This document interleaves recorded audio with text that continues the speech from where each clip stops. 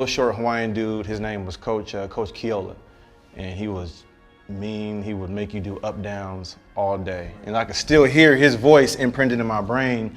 When we had to do up downs, he just had a sharp just hit, and it just felt like he could go all day. You know what I'm saying? And so I think having him and then another coach, I was with him at the time too. His name was Coach Peely, and he was a Samoan dude. And you know, if you know he's Samoan, he's big as hell, right? And so those two coaches were kind of like the disciplinarians of our football team. And really, I felt like they kind of set the foundation for me, right? Because they taught me how to work hard. They taught me how to be disciplined. They kind of set that foundation for me of what it meant, what it took, you know, to be great. And I credit them because that was my first introduction to the sport. And that left a big impact on me. And so from that point on, I kind of rolled with that, you know what I'm saying? Again, like I always knew I was different, and I tried to use that to my advantage, you know what I'm saying? I tried to be as different as I could from the rest of the pack because I felt like that separated me from everybody else. And you know, when I got to USC, so I was recruited also by Pete as well. I remember him coming to my high school. I think when you're getting recruited in high school and you start to feel, okay, now it's real, you know what I'm saying? Now I'm that much closer to that next step, which is the college level. That's when it starts to feel a little different. That's when you start to feel that shift, I think, internally. Right. That's when you start to feel that kind of like that shift around you where, you know, I'm on my way to that next stop, you know, wherever that's gonna be. So for me, in high school, I balled out, and you know, at the high school level, I think that's where I started to feel the difference because I was winning awards. We were, you know, winning every game. We were really good. We had a TV show it was only one TV show back then that covered all the high schools. And it was on KUSI 9, it's called the Prep Pigskin Report. And so Prep Pigskin Report. When they show you highlights on TV, you're like, oh, like, that's me. You know what I'm saying? I'm on there mixing people up on the football field, putting their foot in the ground, creating highlights, and you start to see that immediate feedback. You know what I'm saying? It becomes almost like a drug, like a high, like, okay, I want to do it again, and do it again, and do it again.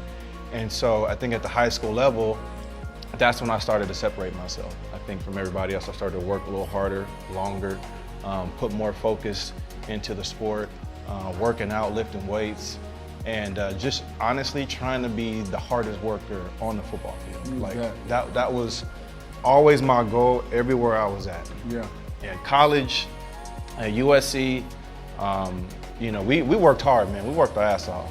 And to me, I felt like I became a man at that stop at USC because the practices that we had, the battles that we had each and every day, it was like we were trying to kill each other. You know what I'm saying? Linebackers was trying to knock the running backs' heads off, you know, in one-on-one pass blocking drills or, you know, one-on-one, you know, routes, you know, or 7-on-7 or 9-on-7. All that shit. Back then. It was different. Can't touch nobody in practice. It was a bloodbath. And so that time, that stop, you know, really I felt like helped me to become a man because a lot of the things that I learned at that stop, the things that I had to go through at that stop, it all built me up to be the man I am today. So, you know, as far as the celebrity factor started at USC.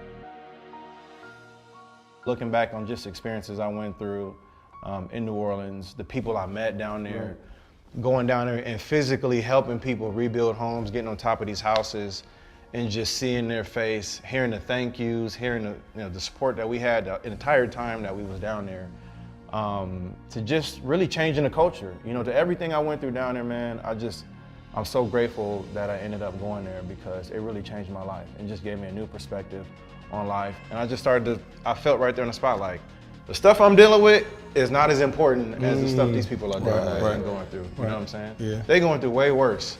I'm over here stressing and hurting over something that is gonna get fixed anyway at some point in time. I knew that situation would correct itself.